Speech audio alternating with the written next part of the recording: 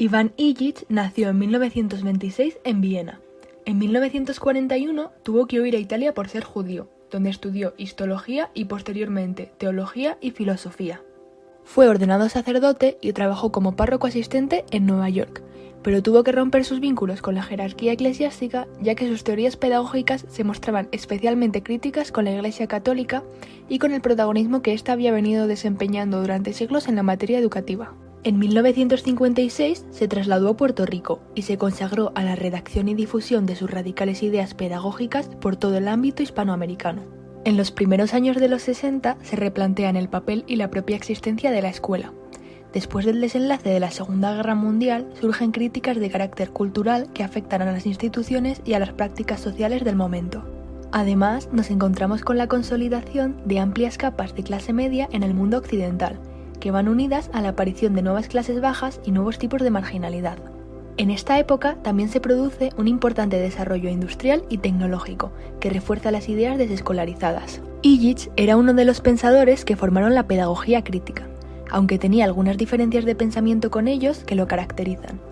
Una de estas diferencias es la promoción de la desescolarización de la sociedad, es decir, quitar las escuelas o instituciones educativas porque atentan contra la libertad del ser humano, acaban con su capacidad creativa y lo convierten en un ente consumista y artículo de consumo. Además, sostiene que, en su mayoría, los aprendizajes se obtienen de manera causal y principalmente fuera de la escuela.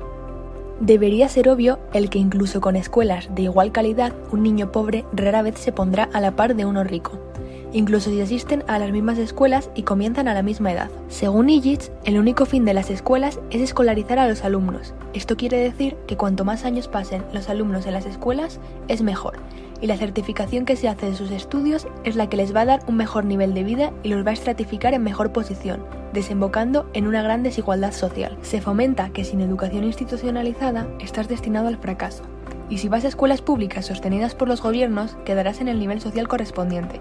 No importa cuánto sepas o qué conocimientos hayas logrado, lo que importa es cuánto puedas pagar.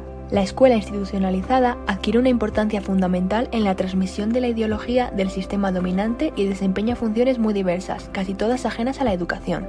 Illich sostenía que la escuela no ejercía ninguna renovación pedagógica y creaba alumnos estáticos, por lo que era necesario cambiar radicalmente sus estructuras institucionalizadas en las cuales se difunde una enseñanza totalmente formal. Hay un tipo de currículum más preocupante detrás del currículum abierto en la educación, y es precisamente el currículum oculto. Para este autor, esta debería ser una razón suficiente para quitar el apoyo financiero a las escuelas, para desescolarizar a la sociedad.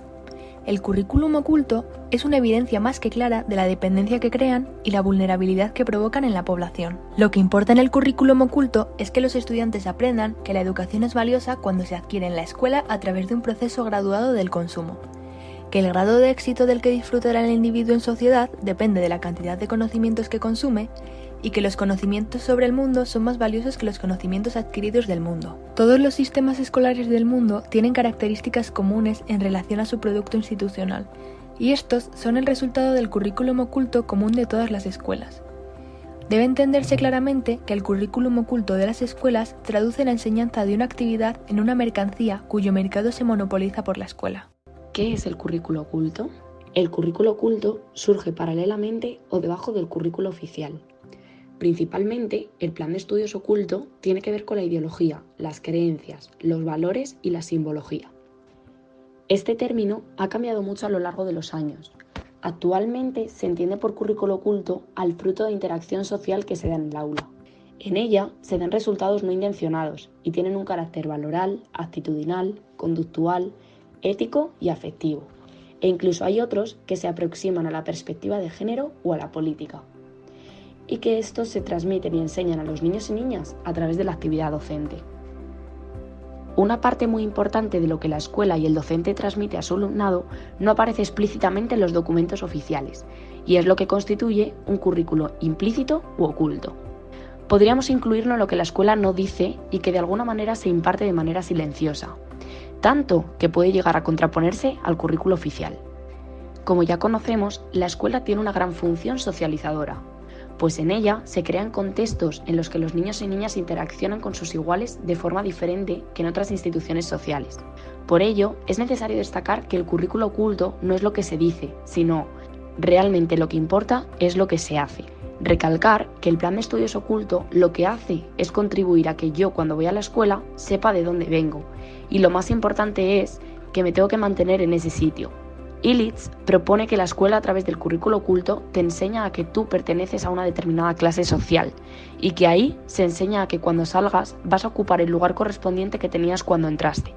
El currículo oculto actual comprende y se acerca más a la realidad social de una manera compleja y diversa, pues abarca distintos ámbitos: la cultura, lo económico, lo étnico, político, ecológico, ético y muchas otras más, mientras que Illich únicamente se centraba en lo ideológico y en lo político.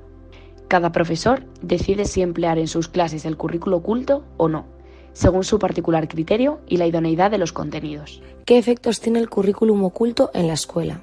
El currículum oculto tiene un efecto en la escuela principalmente porque este no está regulado por nada, sino que depende directamente del criterio y valores del docente.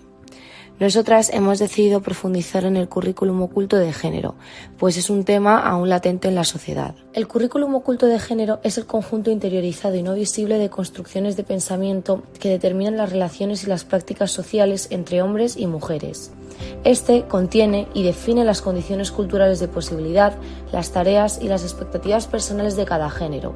Es decir, existe una influencia de la educación formal y no formal que determina ciertas expectativas en la generación relacionada con las diferencias de género. El currículum oculto, a la vez que es aprendido de forma inconsciente, sostiene un discurso que le da forma y poder, es decir, no es irreconocible.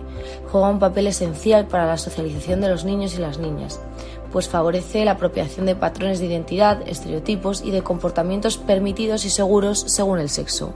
Existen 3 fundamentos del currículum oculto de género. El primero es el androcentrismo, es decir, la percepción profunda de que la cultura y la historia se han vivido, estructurado y comprendido desde la visión masculina en diferentes ámbitos. Por otra parte, tenemos el esencialismo, el cual racionaliza la creencia de que es la naturaleza biológica la que determina lo que es natural o antinatural entre los hombres y las mujeres. Por último, tenemos la polarización de género, es decir, hacer de la percepción histórica de que los hombres y las mujeres son diferentes un principio organizador para la vida social. Las fuerzas y la estructura del currículum oculto de género están íntimamente relacionadas con la educación formal y no formal, y es mediante la educación como se instaura. Una de las funciones de la educación es la de formar la subjetividad de las personas para que respondan a las expectativas sociales de transformación y desarrollo. Si no hay una postura crítica en las adultas y en los adultos, la persona, sobre todo en las etapas más pasivas y receptivas de su vida, interioriza los patrones establecidos de lo permitido y los reproduce sin mayor cuestionamiento. Es importante que el maestro y la maestra tengan el conocimiento suficiente de su propia historia para que sean capaces de reconocer cómo influyen sus experiencias y aprendizajes personales en las relaciones que establece con sus alumnos y alumnas.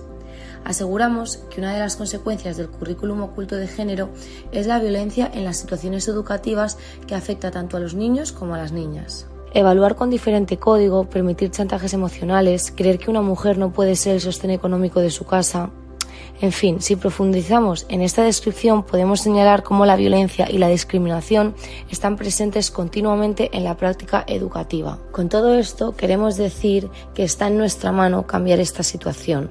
La violencia se instaura en la práctica educativa cuando se reproduce una imagen femenina o masculina basada solo en roles sexuales estereotipados.